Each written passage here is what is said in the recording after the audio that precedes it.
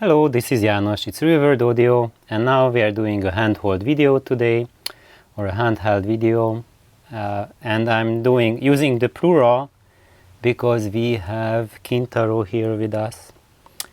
And so what's going to happen today? I'm going to talk about output power for your amplifier. So what I'm showing here is my system, and you see this is my main amp, main single-ended amp that I'm using normally most of the time, and in its current iteration with the KT66 output tube in a triode mode, it gives about 12 watts output per channel. And now those who are using KT66, they say like, no way, maybe you can get 8 watt tops from them. Yeah, when you are using measly voltages like 500 watts, here they are being run at 760 watts DC. So yes, with that kind of volts, with that kind of watts, not that I really need them. Why? Because I'm running them with these speakers. And now you see one baby monster here and another baby monster here. These are the Voice of Lancelot, and they are roughly about 102 dB per watt per meter. And the way we calculate that, so basically what's that at your listening position? In my living room it turns out roughly the same dB per watt meter, dB as the dB per watt meter designation, because we have not one channel but two channels, but we are further than 1 meter. My listening position is about 3 meters away. However, because of the room acoustics, if you go further than something like 1.8 meters, the dB drop is not happening because the room is sustaining it. So roughly I'm getting the same, like 102 dB at the listening position when I use 1 watt of driving power. And do I need that 1 watt of driving power or not?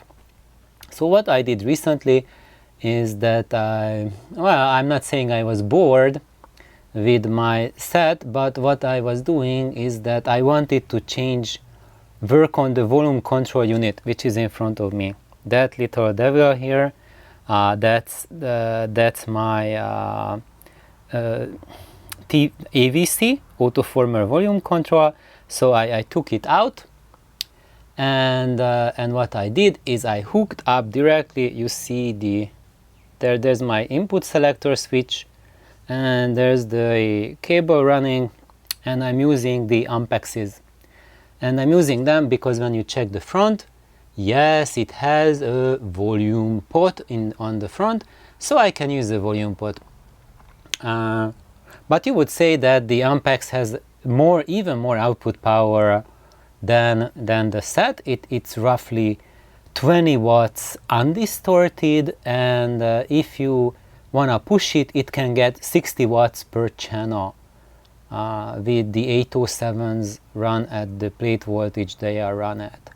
So these are not stock Ampexes that I'm running. I severely modified them, and they became a lot more beefy and a lot more refined than the original version, and it wasn't a slouch to begin with.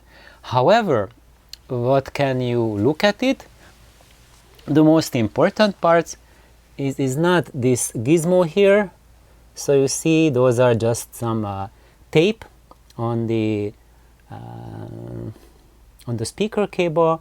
That's Phyton tape. I think there were lots of comments recently on some of my videos about that, where you asked what are those things.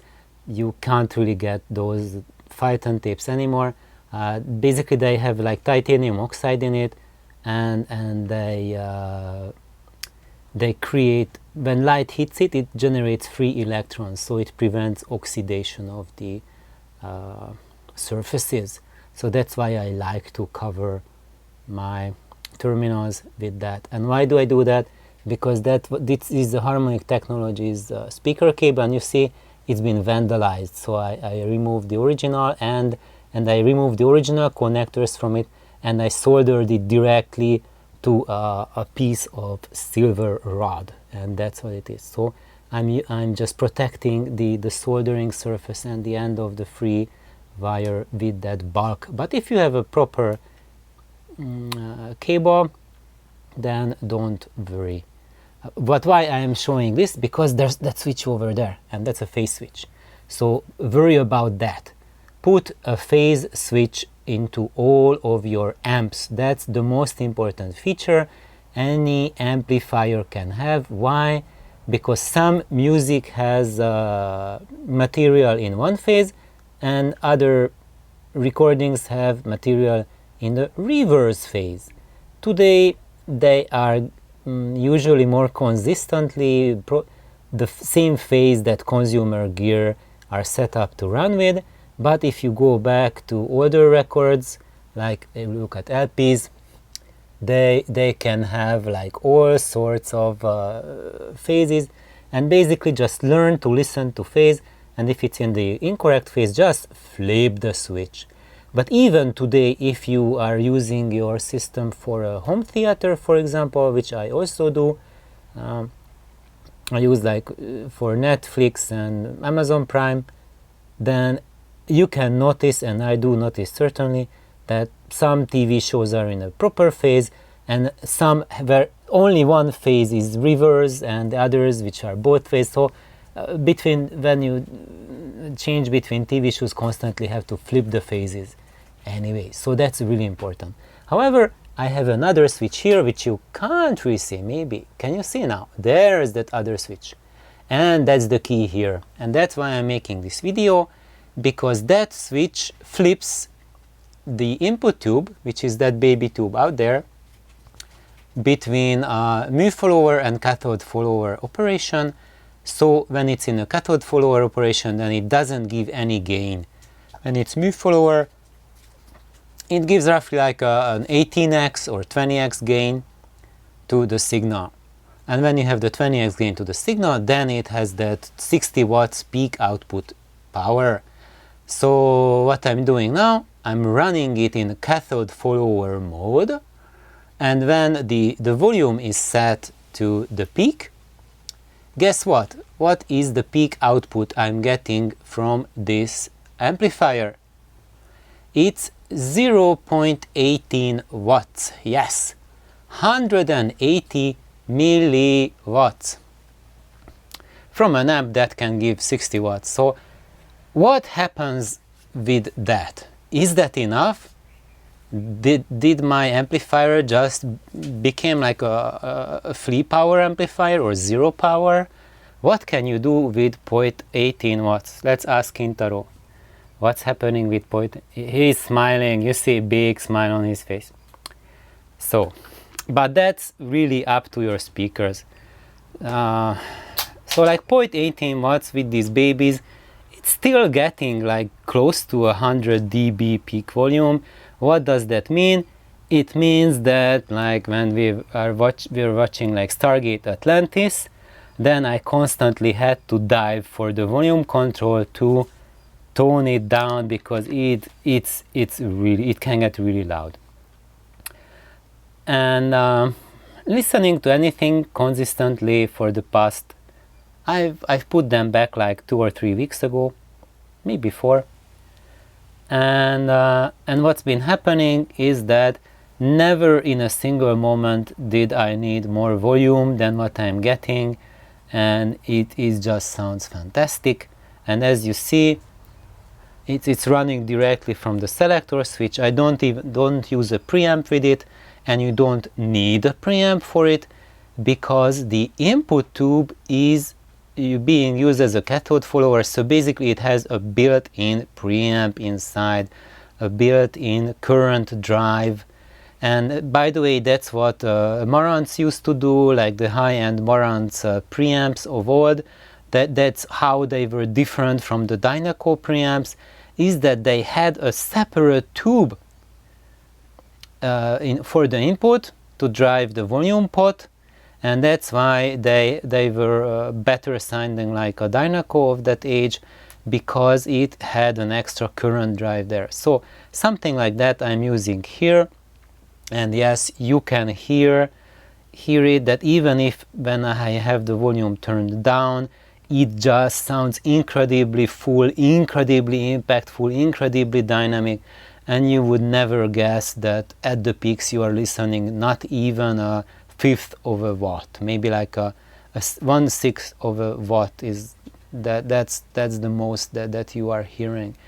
And that's like a huge lesson for everyone, is that you don't need to have like an excessive amount of power going to your speakers when you have high efficiency speakers, but what you need for a full sound is to have really massively oversized power transformer and output transformer. So basically, and also why is the sound so incredibly smooth? It is because the output tubes are working in their linear range, the driver tube is working in its linear range, so basically they are just getting baby signals and they are not distorting. So when I'm getting like a high 90 dBs output range, even then the driver tube, the power tubes and the output transformer are working in their sweet zone. They are working in their linear zone, and it's not even you know, any kind of effort for the amplifier. So that's what I wanted to share for today's video.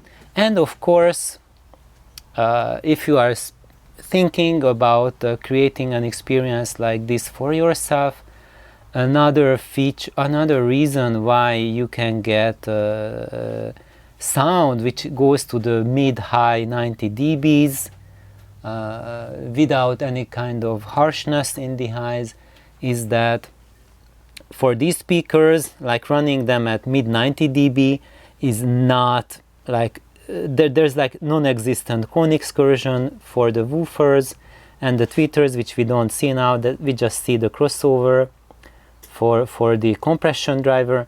So the compression driver, the peak output volume it can put out is above 130 dB.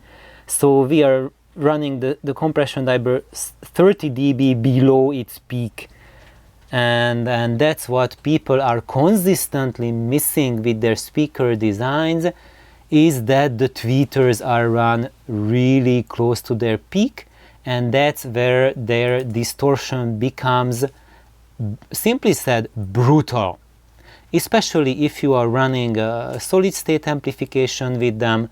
As you know, solid state amplifiers, and there's like a micro dynamic peak, so like a micro peak which has huge dynamics, then if you are already pushing the tweeter high to its capacity, you don't need very high number of distortion figure from the amplifier. It will be magnified by the tweeter catastrophically.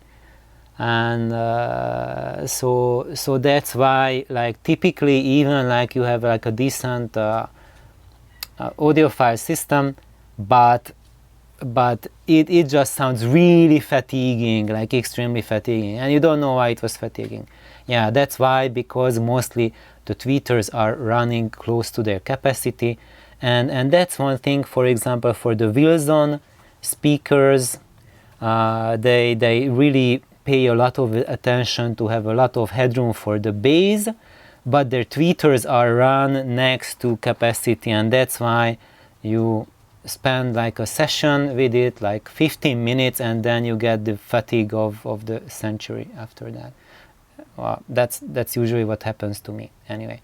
So when I do that, coming back here, Kintaro, I put Kintaro to sleep with my story today. Probably I have put you to sleep as well. So thank you for tuning in and have an amazing day. Bye bye.